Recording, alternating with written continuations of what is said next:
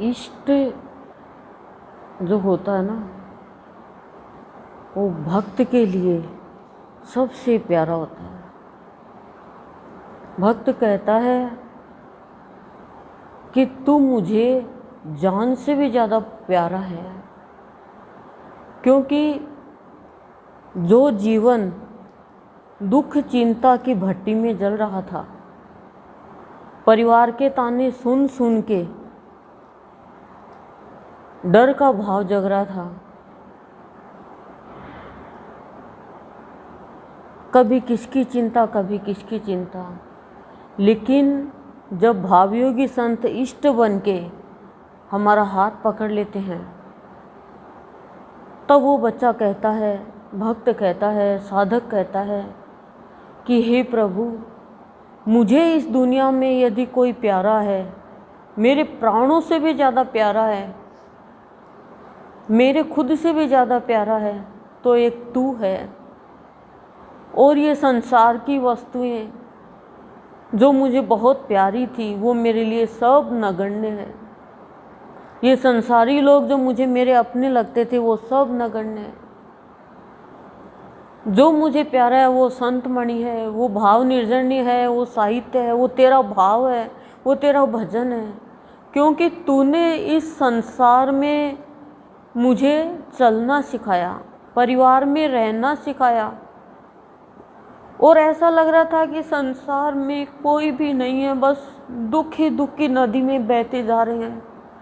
तब तूने हाथ पकड़ के चरणों में नहीं बैठाया, अपनी गोद में बैठा करके अपने हृदय से लगाया, और हमें वो अनमोल धन दिया, वो सत्संग दिया कि हम अपने भाग्य को जितना भी सराहें उतना कम है। लेकिन मनुष्य को अब देखने इतना मिलने के बाद भी कोई परिवर्तन नहीं है, तो सत्संग को, भगवान को बदनाम करने में तुले हुए हैं। सत्संग में आकर के, सत्संग की महिमा जान करके, और इतना सत्संग में मिलने के बाद में भी यदि और चीज़ पे ध्यान है, तो फिर वो मानव जीवन को सार्थक करने की बजाय निरर्थक ही कर रहे हैं। संसार में कहीं भी सार नज़र नहीं आता है जब तक सात्विक आधार हम नहीं लेते हैं। संत की शरण में आके मनुष्य जीवन के महत्व को जाना, और संत है वही हमें भक्ति की नदी में बहा करके हमारे जो जीव भाव में हम जी रहे थे, उसमें हमारे अंदर ही, विचारों के अंदर ही इतनी शुद्धता करके हमें सदाचार का व्यवहार सिखा करके वो सनातन सुख देते हैं, वो सत्य का सुख, और वही परम आनंद है, वही राम का सुख है, वही कृष्ण का सुख है। गोपियाँ कैसे पागल हो रही है कृष्ण के लिए कि तू गया तो कहाँ गया, हम तुझे नहीं जाने देंगे, हम जिएंगे तो कैसे जिएंगे तेरे बिना। लेकिन हम बच्चे, आज भी हमारे लिए द्वापर है, लेकिन कंस की मथुरा नगरी में कोई कृष्ण के लिए रो रहा है और कोई अपने जीवन के लिए, संसार के लिए, पर गोपियां हैं वो भगवान के लिए ही अपना जीवन यापन करती है। संत कभी भी झूठा आश्वासन नहीं देते हैं। तेरस के दिन हम बच्चों के जीवन दाता, जीवन का रस पिलाने के लिए आविर्भाव होते हैं इस धरा पर, लेकिन हमें जीवन का रस पीने के बाद में भी हम और रस में ही चले जाते हैं, अभाव में ही चले जाते हैं। एक बार यदि संत की शरण में आ गया और सत्संग का आधार ले लिया, तो फिर संत दुनिया के जैसे आश्वासन नहीं देते हैं, झूठा ढांढस नहीं बंधवाते हैं कोई भी चीज़ में। संत तो हमारा हाथ पकड़ के और सिर पे हाथ फेर के कहते हैं कि मैं तेरा हूँ, सिर्फ तेरा, मैं किसी और का नहीं हूँ। हर बच्चे को यदि संत ये कहे तो जीवन सबका कैसा बन जाए। लेकिन संत के लिए जीता कौन है? जो संत के लिए जीता है वो ही इस संसार में जीत के जाता है। वो ही अपने जीवन पर विजय प्राप्त कर सकता है, नहीं तो क्या जीवन जी रहे हैं हम। झाड़ झंकाड़ के जैसे तो सभी जी रहे हैं। पौधा तो आक का भी है और पौधा तो कमल का भी है, लेकिन संसार में कैसे रहना चाहिए वो संत ही सिखाता है। हर इंद्रियों का सदुपयोग करना सिखाते हैं संत, कि कैसे हमें इंद्रियों पे अपना निग्रह रखना है, तभी तो जीवन स्वर्ग बनता है, नहीं तो कैसे स्वर्ग बनेगा। भक्त कहता है कि हे भगवान, मुझे पता है कि तू मेरे हृदय में निवास करता है, लेकिन फिर भी मैं तुझे प्रत्यक्ष देखना चाहता हूँ। मैं नहीं रह सकता तुझे देखे बिना, तुझे पाए बिना, तेरे भाव के बिना। मुझे तो हर एक पल तेरा भाव चाहिए, तेरा प्रत्यक्षाकार चाहिए। हम संसार में यदि कोई हमारा प्यारा नहीं दिखता है 1 मिनट के लिए भी, तो हम इतने विचलित हो जाते हैं, इतने परेशान हो जाते हैं। लेकिन कब वो शुभ घड़ी आएगी कि हमारे हृदय में उस भगवान के लिए पीड़ा होगी।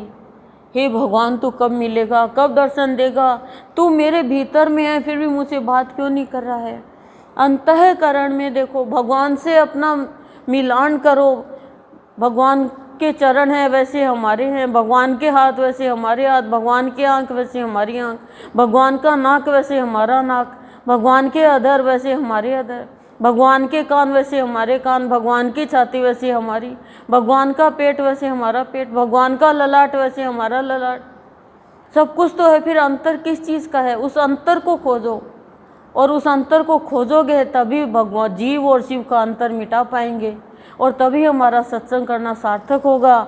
नहीं तो हम रोते रहेंगे, बिलखते रहेंगे इस संसारी चीज़ों के लिए, संसारी वस्तुओं के लिए, खाने पीने के लिए, और एक दिन सोए सोए आए थे, सोए सोए चले जाएंगे। जब बच्चा पैदा होता है तब भी वो किसी के हाथ में ही रहता है, न उसको करवट लेनी आती, ना उसको बैठना आता, न चलना आता, देख के भी वो कुछ समझता नहीं है, सुन के भी वो कुछ सुन नहीं पाता है। वही स्थिति यदि संसार में रह के भगवान के प्रति हमारी है कि हम सुन के भी भगवान की बातें अनसुनी कर देते हैं, देख के भी हम भगवान की कृपा को देख नहीं पाते हैं, समझ के भी हम नासमझ बन जाते हैं, और भगवान के लिए हम पैरों से चल नहीं पाते हैं, हाथों से कुछ कर नहीं पाते हैं, तो फिर क्या अंतर है हमारे में? और फिर अंत में ऐसा ही जीवन हो जाएगा हमारा। कितने भी हम दान धर्म पुण्य कर्म उपवास कर ले, लेकिन जब तक सतगुरु का ज्ञान प्राप्त नहीं होगा हमें मुक्ति नहीं मिल सकती जन्म मरण से, क्योंकि सतगुरु का ज्ञान ही हमें शाम दाम दंड भेद से हटाता है। सतगुरु ही हमें शम और दम का ज्ञान कराता है। सतगुरु ही हमें वैराग्य की भावना हमारे अंदर जागृत करता है, और वो सतगुरु हमारे भावयोगी संत जो हमारे लिए इस धरा पर तेरस के दिन रस पिलाने के लिए, जीवन का रस पिलाने के लिए आए, लेकिन जीवन का रस हम पी नहीं पा रहे हैं। कोई आलस्य में पड़ा है, कोई नींद में सो रहा है, कोई घर के काम में बहाना बना रहा है, कोई क्या कर रहा है। बोलने वाला तो बहुत बना बना के शब्द बोल देता है, संत है, भक्त है, बच्चा है, साधक है, लेकिन सामने पात्र ही नहीं है तो वो बोलना भी खराब ही गया। आज कोई पैसा उछालेंगे तो इतने लेने के लिए आ जाएंगे, भीड़ की भीड़, लेकिन आज संत के एक एक शब्द को यदि कोई चुनने वाला आ जाए ना, तो वो चुना हुआ जीवन कहलाए, और उसका जीवन सुंदर नहीं महान बन जाए। तो बोलने वाला बोलेगा तो बोलने वाला भी क्या बोलेगा फिर? जब लेने वाला नहीं है तो बोलने वाला भी पछताएगा कि मैंने क्या तो बोला, और क्यों बोला, और किसके लिए बोला। कोई परिवर्तन नहीं, कोई परिवर्तन की चाह नहीं, तो इस वर्तन में परिवर्तन नहीं आया तो सुनने से इसका मतलब सुना ही नहीं। नहीं तो बोलने का भाषा में परिवर्तन, बोलने में परिवर्तन, व्यवहार में परिवर्तन, जीवन शैली पूरी की पूरी चेंज हो जाती है, सारी जीवन शैली चेंज हो जाती है। कि मुझे तो मुक्ति चाहिए, मुझे तो ज्ञान चाहिए, वो ज्ञान जिससे मैं जीवन मुक्त हो जाऊं। नहीं तो सुन के छोड़ दिया बस, क्या सुनने वाले। एक भी यदि है विवेकानंद के जैसे, तो गुरु का बोलना तो सार्थक होगा। वशिष्ठ जी बोल रहे हैं, राम जैसे शिष्य सुन रहे हैं, तो वशिष्ठ जी भी अपने भाग्य को सराह रहे हैं। लेकिन गुरुदेव ने अपना धन बाबा ने गुरुदेव को दिया। क्यों दिया? क्योंकि बाबा को पता था कि नंदलाल आएगा, एक हीरा आएगा भाव का, जो मेरा भाव फैलाएगा। साथ तो गुरु ही देता है, तो गुरुदेव को दिया। और भी बहुत है, क्यों नहीं दिया? पर गुरुदेव तो अंत समय तक दुखी ही रहे। गुरुदेव तो कोई पात्र नजर नहीं आया कि गुरुदेव का भाव लेकर के और दूसरों को दे क्या, बांटे क्या। नहीं तो बाबा ने गुरुदेव को दिया तो गुरुदेव भी तो देखे जाते किसी को, लेकिन गुरुदेव ने उतना ही दिया जितनी चाहत थी लोगों को। लेकिन चाह ये होती कि मुझे तो तेरा पूरा का पूरा भाव चाहिए, मैं नहीं, बस तू बन जाए, और मुझे तो तेरा चाहिए, मैं तेरे लिए ही जिंदा हूँ, मुझे नहीं जीना तेरे बिना। कोई पुत्र के लिए होगा, कोई पति के लिए होगा, कोई धन के लिए होगा, कोई किसी और के लिए होगा, लेकिन हे संत, मेरी जिंदगी तो तेरे लिए है। तू है तो मैं हूँ, नहीं तो मैं कुछ नहीं हूँ।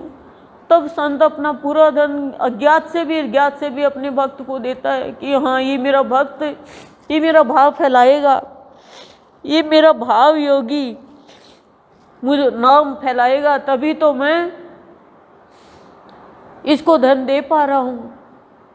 लेकिन क्या इतने गुमान जरा सा कुछ करके लेके देके इतना देते हैं गुरुदेव, इतना देते हैं हम बच्चों को कि हम बच्चे बच जाए विकारों से, अभावों से, दुख से, कष्टों से, रोग से, शोक से, ताप से, संताप से।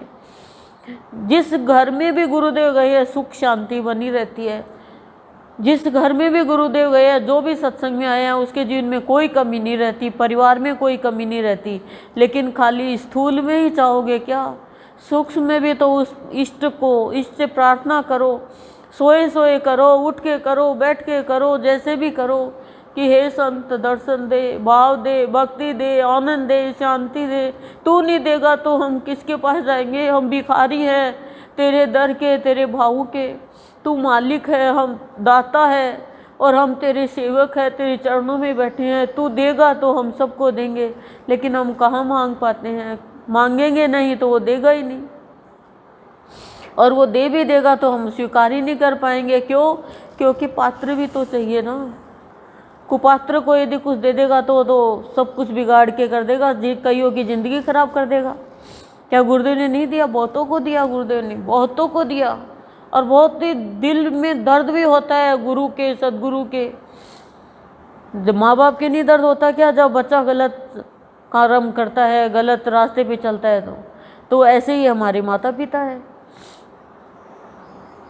तो भाव योग हमें मिल गया, भाव योगी संत हमें मिल गए, फिर भी हम यदि भावों से ही निर्धन है, अपने ही झिकते रहते हैं, अपना ही रोना रोते रहते हैं, अपन खुद ही झंझट में पड़े रहते हैं, तो भगवान क्या करेगा? कुछ नहीं करेगा।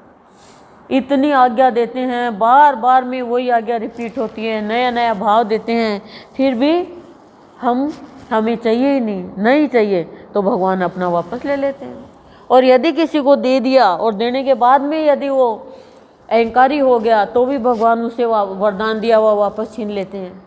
क्यों? क्योंकि यदि भगवान के बच्चों को ही सताएगा, भगवान का ही बच्चा जो भगवान ने दिया उसी कारण से, तो वो कारण ही ख़त्म कर देंगे भगवान फिर। वरदान तो दिया ही था, असुरों को फैल कर दिया ना उनको। और भक्ति, संत की भक्ति, भावयोगी की भक्ति में तो अहंकार नीचे होता है, अहंकार ऊंचा होता है। इसका मतलब ये मान लो भगवान ने स्वीकारा ही नहीं, हमें दृष्टिपात ही नहीं किया हमारे ऊपर। संत यदि दृष्टिपात कर दे, यदि संत दृष्टिपात कर दे तो वो बच्चा विख्यात हो जाता है पूरे विश्व में।